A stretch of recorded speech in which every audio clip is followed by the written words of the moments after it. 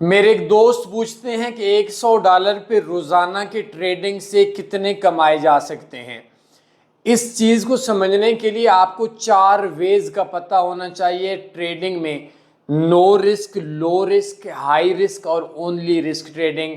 मेरे अक्सर दोस्तों को 25-25 साल हो चुके हैं, उनको इस चीज का इल्म भी नहीं है कि ये 4 रास्ते जाते हैं और इसमें कौन कितना खतरनाक है।